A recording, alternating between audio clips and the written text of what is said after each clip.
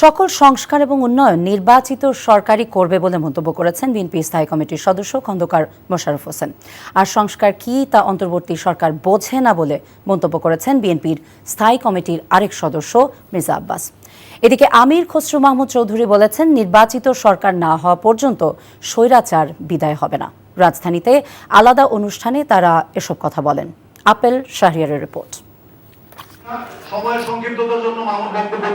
রাজধানীতে জাতীয়তাবাদী ফোরামের উদ্যোগে ডিপ্লোমা ইঞ্জিনিয়ার্স ইনস্টিটিউটে ইফতার ও দোয়া মাহফিলে প্রধান অতিথি হিসেবে উপস্থিত ছিলেন বিএনপির স্থায়ী কমিটির সদস্য খন্দকার মোশাররফ হোসেন।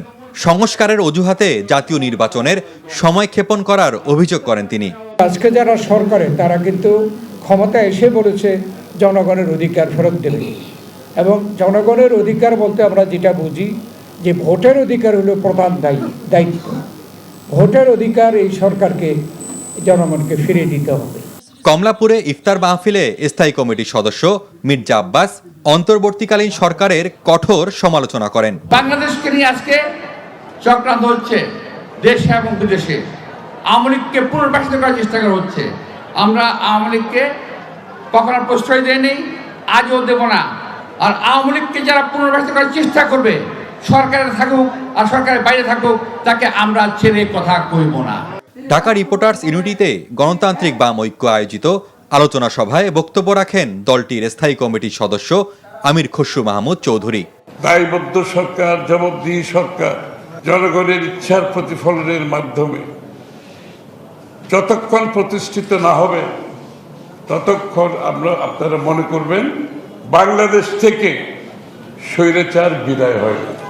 নয়াপল্টনে দলটির কার্যালয়ের সামনে মহিলা দলের বিক্ষোভে রুহুল কবির রিজভী বলেন, আওয়ামী লীগ লুটপাটের টাকা ব্যবহার করে দেশে অস্থিতিশীল পরিবেশ তৈরির চেষ্টা করছে। টাকার কি গরম, টাকার কি আধিপত্য, টাকার কি মাহাত্ম্য, যে টাকা দিয়ে আইন কিনে নেবে, টাকা দিয়ে আদালত কিনে নেবে, টাকা দিয়ে পুলিশ কিনে নেবে। এটা কি? এটা শেখ হাসিনার ফ্যাসিবাদী শাসনের এটা একটা রেশ। ডক্টর ইউনূস সাহেবকে এটা তো প্রতিকার করতে হবে। জাতীয় প্রেস ক্লাবের সামনে গণ ঐক্য পরিষদ প্রতিবাদ সভার আয়োজন করে। প্রতিবেশী দেশের অপপ্রচারের কঠোর সমালোচনা করেন বিএনপির চেয়ারপারসনের উপদেষ্টা জয়নুল আবদিন ফারুক।